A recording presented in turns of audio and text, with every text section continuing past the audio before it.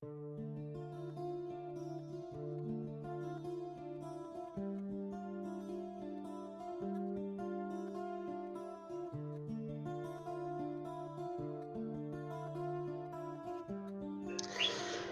on retourne sur les inondations du sud. En effet, ces inondations continuent de causer d'importants dégâts matériels dans plusieurs quartiers, forçant ainsi de nombreuses familles à abandonner leurs habitations. Face à cette situation critique, les sinistrés lancent un appel urgent aux autorités pour obtenir de l'aide. Mais au-delà des dégâts visibles, ces eaux stagnantes créent un environnement propice au développement de maladies, et plus particulièrement de ces maladies dites vectorielles. En effet, les moustiques qui prospèrent dans ces conditions sont des vecteurs principaux de maladies telles que le paludisme, la dengue et autres. Ces maladies peuvent avoir des conséquences très graves, surtout pour les populations affaiblies par les conditions de vie difficiles et par le manque d'accès à des soins de qualité.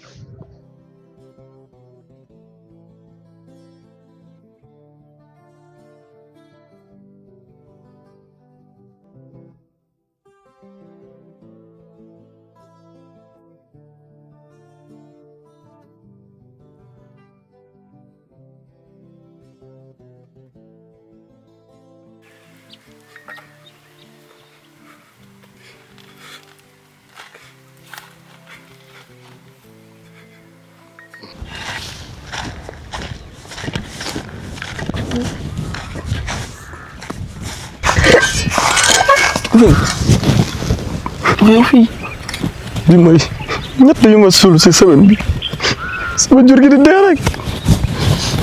Massa wala de fu nekk lay jóge ñun ñii mën na mi sonal nañu lool. Ndeye dëkk waay tool dara baaxatu. Ndeye yàlla bëri na sutura yàlla bëri na sutura dañ gëm yàlla rek dellu si dëkk waay dellu si dëkk.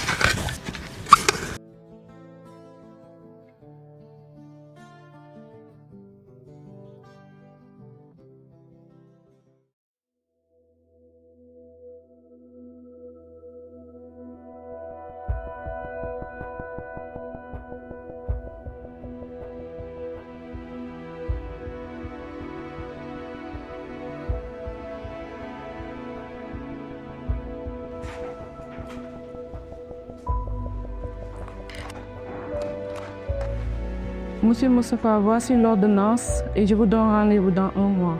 Et passez à la pharmacie. Et prenez soin de vous, d'accord?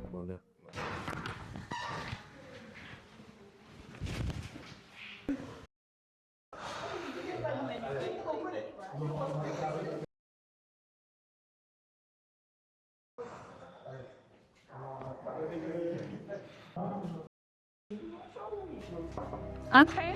Donc, on a un nouveau patient. Il présente quoi? Il tousse beaucoup, il a une fièvre à 40 degrés et il transpire beaucoup aussi. Ok, mettez-le sur le lit, j'arrive. D'accord.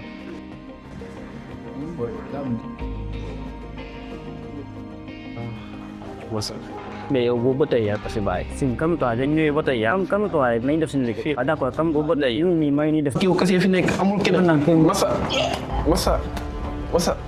ba mi ngi dem fii xanaa yow rek a fi nekk amul keneen ku la jàpp Massa amul ku la jàppale fii yaa fi nekk Monsieur, docteur kii mënu ma ko bàyyi fii mënu ma ko bàyyi fii suba ba tey ñoo ànd ama defal ko nii ma defal ko lii monsieur, xaar ma si lii rek biti. nañu si baax Xaar ma si biti. Sëñ bi xaar ma si biti. kii man rek la fi am Amal si man rek la fi am mënu ma ko fi bàyyi mënu ma ko fi bàyyi kii mënu ma ko fi bàyyi jur gi mënuñ dee nit ña bëgg a dee jàppale leen ñu jàppale leen dëgg bi mën nañu ñëpp mënuñ dee déedéet waay sëñ bi baax déedéet waay sëñ bi déet Monsieur, vous m'entendez? La voix, s'il vous plaît. Et faites le TDR. D'accord. Mets-le sur perfusion, j'arrive. D'accord. Salut Doc. Bonjour Dr Ousmane, ça va? Pas trop. Sérieusement, je suis perplexe. Tous les cas qu'on reçoit ces derniers temps présentent soit un syndrome bipale ou associé à des vomissements ou un syndrome infectieux. Dans la plupart des cas, les TDR reviennent négatifs. C'est bizarre, hein? Ça me rappelle la période de la Covid-19.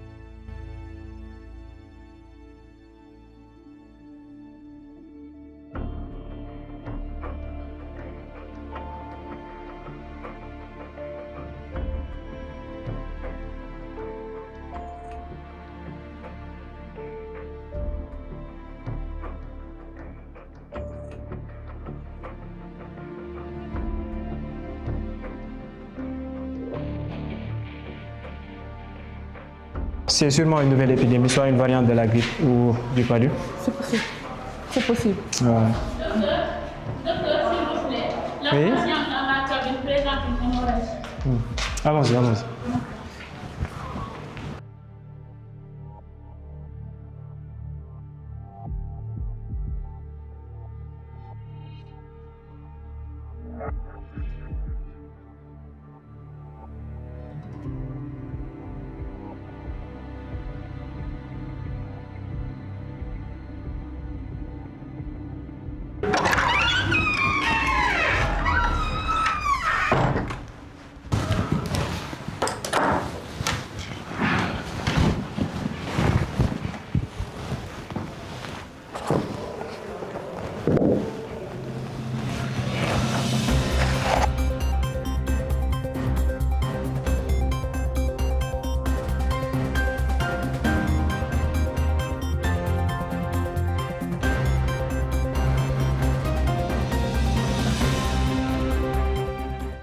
Bonjour à toutes et à tous, bienvenue dans votre journal de ce 13h.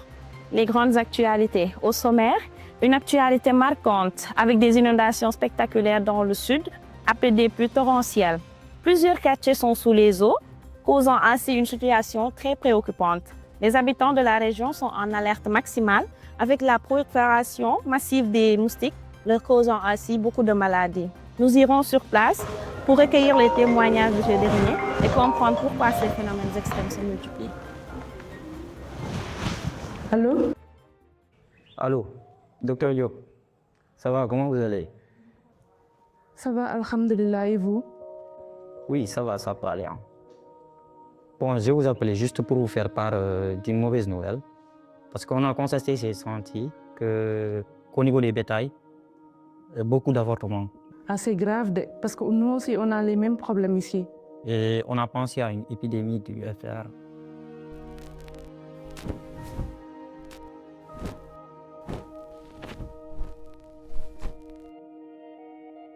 Maintenant, on voulait votre avis par rapport à ça. Ok, d'accord. Ok, merci. Oui, d'accord, ok, merci beaucoup.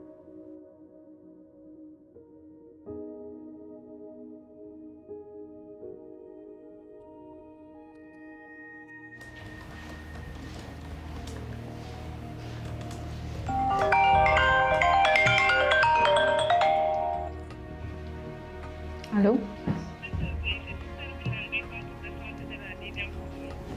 Bonjour, docteur Villan, comment allez-vous? Hier, on a reçu des malades qui ont pratiquement les mêmes symptômes. D'accord. Ils présentaient fièvre intense, fièvre aiguë, céphalée intense et des douleurs rétro-orbitaires.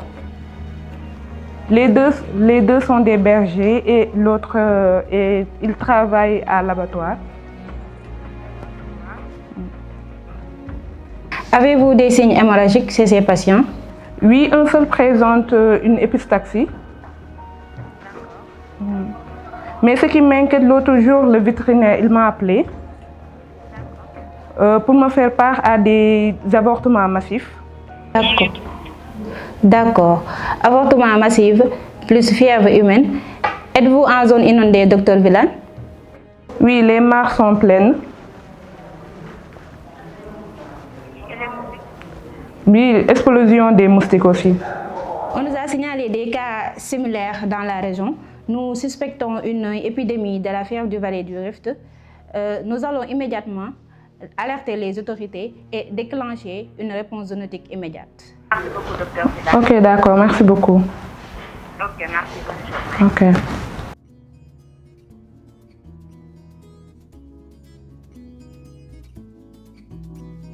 Yagna sori amna ñu sori filo sori sori mum la dak ñaawo suma dan sori man filo sori sori mum la dak ñaawo loo dëkkee ñu xeem ko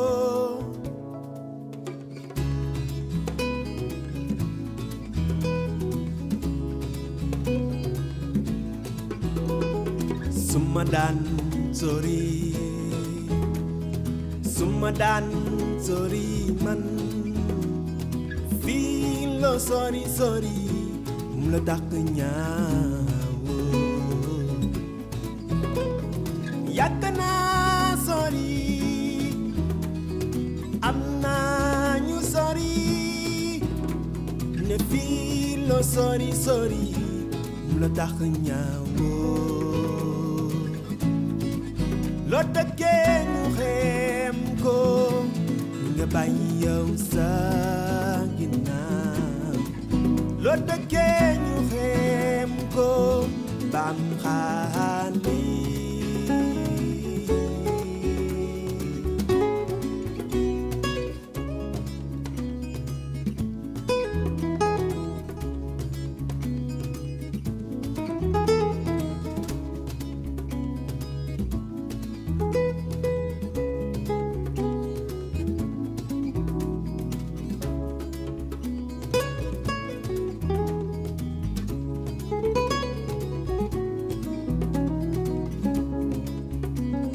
La prochaine 10, choisis l'intelligence connective. Nous choisissons la vie dans toute sa beauté, dans toute sa complexité. Car lorsque l'animal, l'environnement et l'humain sont pris ensemble en même temps, la réponse ne peut en être que meilleure. Prochaine 10, sagacité, altruisme, résilience.